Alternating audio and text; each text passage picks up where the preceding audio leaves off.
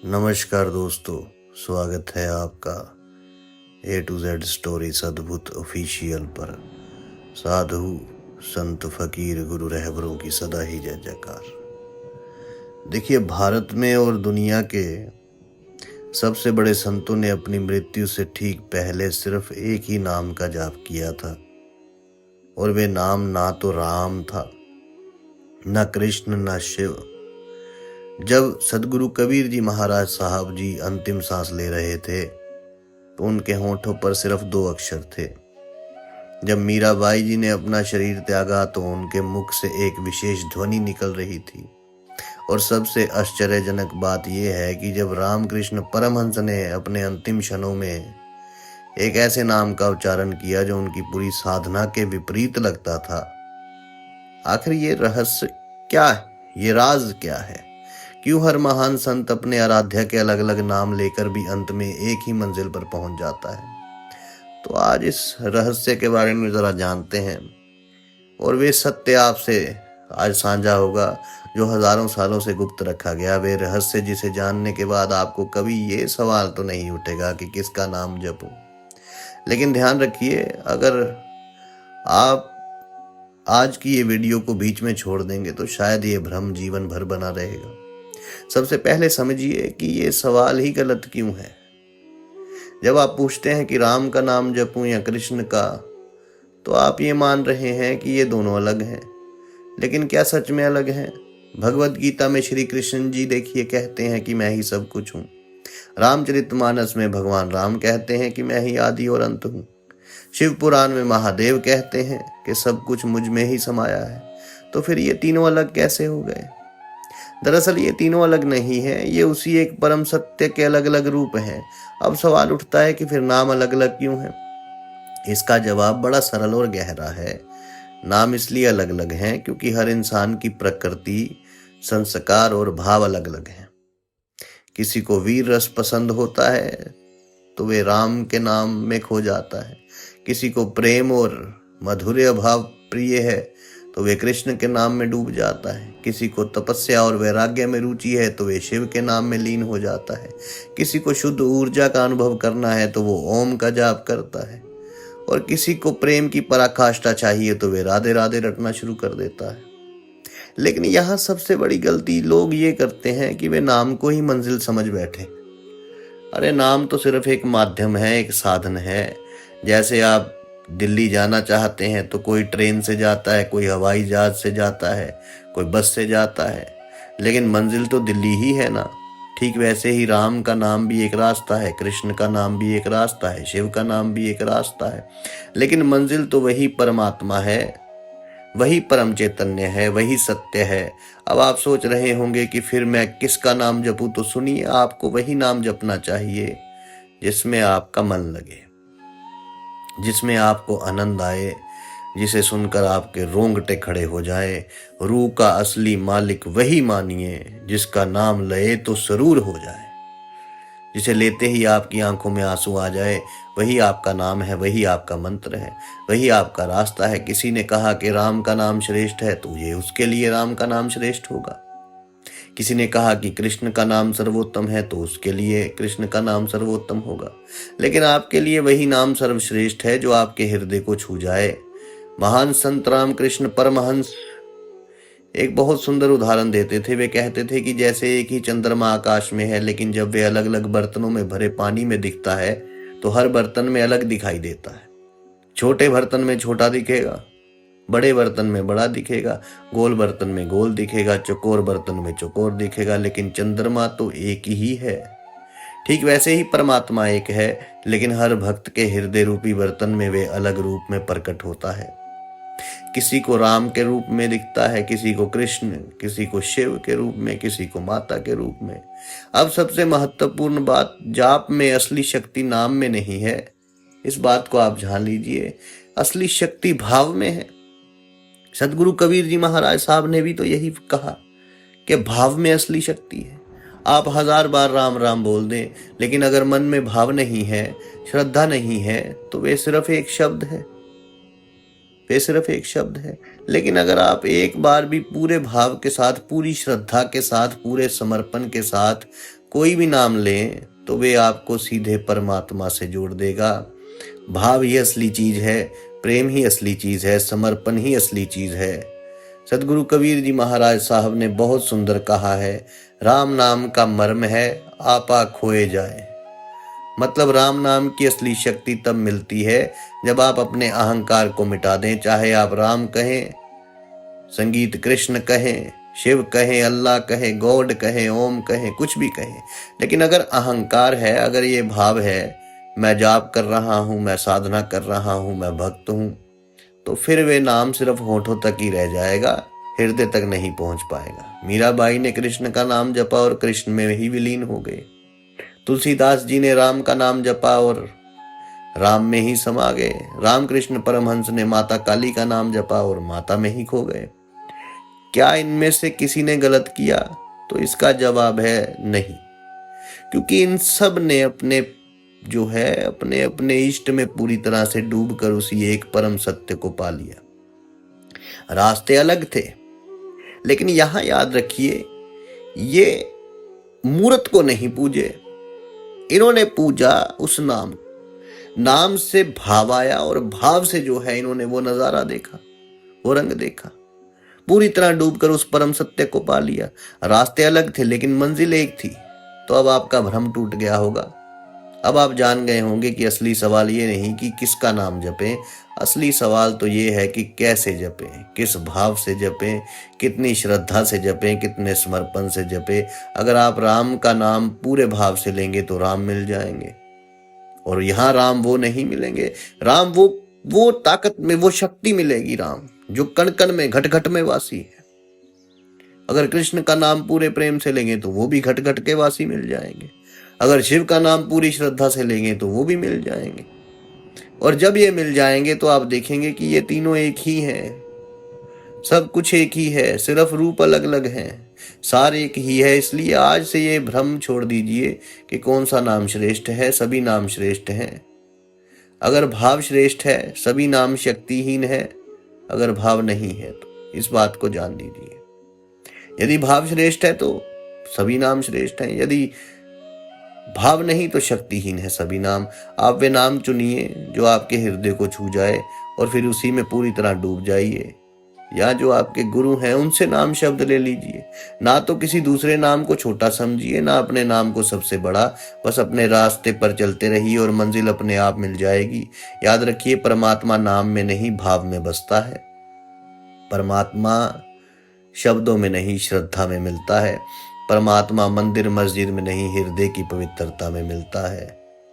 तो आज से बस एक काम कीजिए, जो भी नाम आपको प्रिय है उसे पूरे भाव से लीजिए, पूरे मन से लीजिए, पूरे प्राण से लीजिए और देखिए कैसे वे नाम आपको उस परम सत्य तक पहुंचा देता है, जहां सब नाम एक हो जाते हैं, सब रूप एक हो जाते हैं, सब कुछ एक हो जाता है।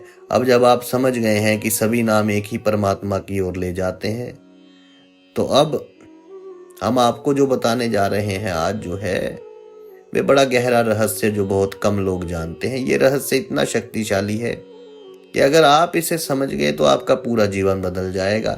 ये वे रहस्य है जिसे महान संतों ने सदियों तक गुप्त रखा। ये वे विद्या है जिसे सिर्फ योग्य शिष्यों को ही सिखाया जाता था, और आज ये रहस्य आपको बताने जा रहे हैं। क्या आपने कभी सोचा है कि एक ही नाम को कोई जपता है और उसे कुछ नहीं मिलता, जबकि कोई दूसरा उसी नाम को जपता है और उसकी पूरी जिंदगी बदल जाती है? क्या आपने कभी सोचा है कि कुछ लोग सालों से राम नाम जप रहे हैं लेकिन उनके जीवन में कोई बदलाव नहीं आया, जबकि किसी ने कुछ महीनों में ही नाम जाप से अद्भुत अनुभव पा लिए? इसके पीछे का राज क्या है? यही राज आज हम आपको बताने वाले हैं। सबसे पहले समझिए कि नाम जाप सिर्फ एक यांत्रिक क्रिया नहीं है। ये कोई मशीन नहीं है कि आपने बटन दबाया और काम हो गया। नाम जाप एक विज्ञान है, एक कला है, एक साधना है, और हर विज्ञान की तरह इसके भी कुछ नियम हैं, कुछ सिद्धांत हैं, कुछ तकनीकें हैं। अगर आप इन्हें समझ गए तो नाम जाप आपके लिए एक साधारण क्रिया से एक दिव्य अनुभव बन जाएगा। पहला महत्वपूर्ण रहस्य है ध्वनि की शक्ति। देखिए, हर नाम, हर शब्द एक विशेष ध्वनि उत्पन्न करता है और हर ध्वनि एक विशेष कंपन पैदा करती है। जब आप राम कहते हैं तो एक विशेष प्रकार की ध्वनि तरंगे पैदा होती है। जब आप कृष्ण कहते हैं तो अलग प्रकार की तरंगे, जब आप ओम कहते हैं तो बिल्कुल अलग प्रकार की तरंगे। ये ध्वनि तरंगे सिर्फ हवा में नहीं फैलती, बल्कि आपके पूरे शरीर में, आपके हर अंग में, आपके हर कोशिका में फैलती है। आधुनिक विज्ञान ने भी ये सिद्ध कर दिया है कि ध्वनि तरंगों का प्रभाव हमारे शरीर पर पड़ता है।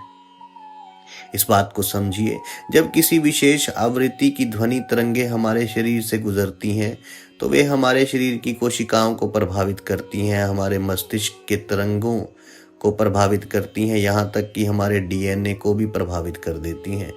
अब सोचिए, अगर आप हजारों सालों से सिद्ध किए गए पवित्र नामों का जाप करते हैं तो उनकी ध्वनि तरंगे आपके पूरे अस्तित्व को कैसे बदल सकती है। राम नाम की विशेषता ये है कि जब आप राम कहते हैं तो अर की ध्वनि आपके नाभि चक्कर से शुरू होती है, आ की ध्वनि आपके हृदय चक्कर को स्पर्श करती है और एम की ध्वनि जो है आपके मस्तिष्क के केंद्र में जाकर समाप्त होती है। यानी एक ही नाम में आपके 3 प्रमुख ऊर्जा केंद्र सक्रिय हो जाते हैं। यही कारण है कि राम नाम को बहुत शक्तिशाली माना जाता है। कृष्ण नाम की विशेषता अलग है। जब आप कृष्ण कहते हैं तो का की ध्वनि आपके गले के चक्कर से शुरू होती है। ऐश की ध्वनि आपकी जीभ के विशेष तरीके से मोड़ती है, जो आपके मस्तिष्क के एक विशेष भाग में उत्तेजित करती है, और ना की ध्वनि आपके नासिका के माध्यम से आपके भ्रू मध्यम तक पहुंचती है। अब ये नाम विशेष रूप से उन लोगों के लिए प्रभावी है जो प्रेम और भक्ति के मार्ग पर चलना चाहते हैं। ओम की बात ही अलग है। ओम सोहम। ओम को सभी ध्वनियों का मूल माना जाता है। जब आप ओम का उच्चारण करते हैं तो ए की ध्वनि, आम, ए की ध्वनि आपके उदर से उठती है, ऊ की ध्वनि आपके हृदय से होकर गुजरती है और माँ की ध्वनि आपके, एम की ध्वनि आपके मस्तिष्क के सबसे ऊपरी भाग तक पहुंचती है। ये पूरे शरीर को एक साथ कंपित करता है। वैज्ञानिकों ने पाया है कि ओम की आवृत्ति लगभग 432 हर्ट्ज होती है और जो कि प्रकृति की मूल आवृत्ति मानी जाती है। लेकिन सिर्फ ध्वनि ही काफी नहीं है। दूसरा महत्वपूर्ण रहस्य है श्वास का विज्ञान। बहुत कम लोग जानते हैं कि नाम जाप करते समय आपकी श्वास कैसी होनी चाहिए। अधिकतर लोग बस नाम रटते रहते हैं लेकिन श्वास पर ध्यान नहीं देते, और यही वे सबसे बड़ी गलती कर देते हैं। जब आप नाम जाप कर रहे हो तो आपकी श्वास गहरी, धीमी और लयबद्ध होनी चाहिए। जब आप श्वास अंदर लें तो मन ही मन नाम का जाप करें। जब श्वास बाहर छोड़ें फिर से नाम का जाप करें। इस तरह से आपकी श्वास और नाम एक हो जाते हैं, और जब श्वास और नाम एक हो जाते हैं तो वे जाप सिर्फ होठों का नहीं रह जाता, वे आपकी पूरी श्वास का, आपके पूरे प्राण का हो जाता है। प्राचीन योगियों ने इसे अजपा जाप कहा। ये वे जाप है जो अपने आप चलता रहता है। जब आप इस अवस्था पर पहुंच जाते हैं जिसे सदगुरु कबीर जी महाराज साहब कहते हैं, नाम हमारा हमको जपे हम करें विश्राम। जब आप इस अवस्था में पहुंच जाते हैं तो आपको जाप करना नहीं पड़ता, बल्कि जाप अपने आप होता रहता है। सोते समय भी, जागते समय भी, काम करते समय भी वे नाम आपकी श्वास के साथ चलता रहता है। और जब ये अवस्था आती है तब असली चमत्कार शुरू होता है। तीसरा महत्वपूर्ण रहस्य है भाव की भक्ति। जैसे पहले भाग में हमने आपसे कहा था कि भाव बड़ा जरूरी है, लेकिन भाव क्या है और इसे कैसे जगाएं? बहुत से लोग कहते हैं कि मुझ में भाव नहीं आता, मैं कितना भी कोशिश करूं मन नहीं लगता। तो इसका समाधान क्या है? भाव को जगाने के लिए सबसे पहले आपको अपने इष्ट देव के बारे में गहराई से जानना होगा। अगर आप राम नाम जप रहे हैं तो रामायण पढ़िए, राम की लीलाएं पढ़िए, राम के चरित्र को समझिए।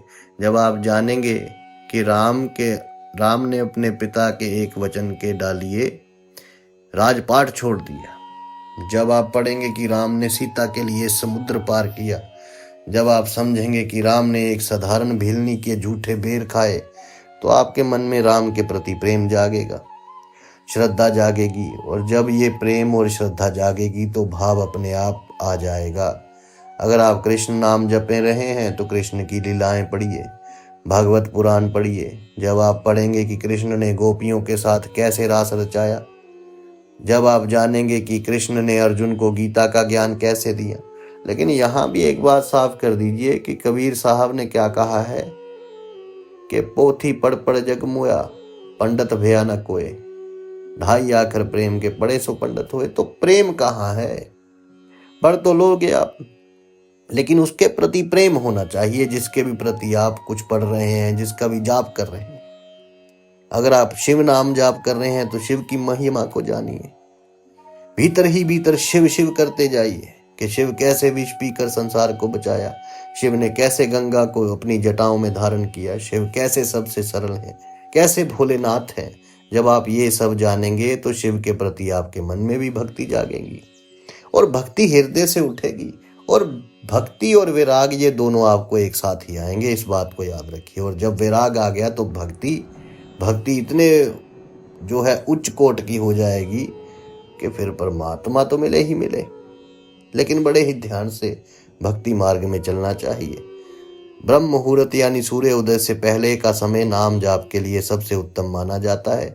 इस समय वातावरण बड़ा शुद्ध होता है, शोर कम होता है और आपका मन भी शांत होता है। इस समय जो भी जाप किया जाता है वे सैकड़ों गुना अधिक प्रभावी होता है।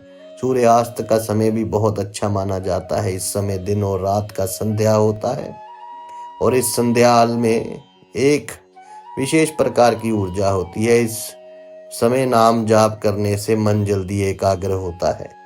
स्थान की बात करें तो अगर संभव हो तो कहीं भी कर लीजिए, किसी पवित्र स्थान पर भी जा सकते हैं, किसी नदी के किनारे। जैसे कबीर जी महाराज जो थे वे नदी के किनारे बहुत रहते थे। किसी पेड़ के नीचे बैठकर नाम जाप करना चाहिए। लेकिन अगर ये संभव नहीं तो अपने घर में एक विशेष स्थान निर्धारित कर लें जहां आप नाम जाप करें, और चलते फिरते भी नाम जाप कर सकते हैं। लेकिन सुबह जो है अब ब्रह्म मुहूर्त के वक्त तो कहीं बैठ के करें जहां आप रोज नाम जाप करें। धीरे धीरे उस स्थान पर एक विशेष ऊर्जा भी बनने लगेगी और जब आप वहां बैठेंगे तो आपका मन अपने आप शांत हो जाएगा। 5वां रहस्य, संख्या का महत्व।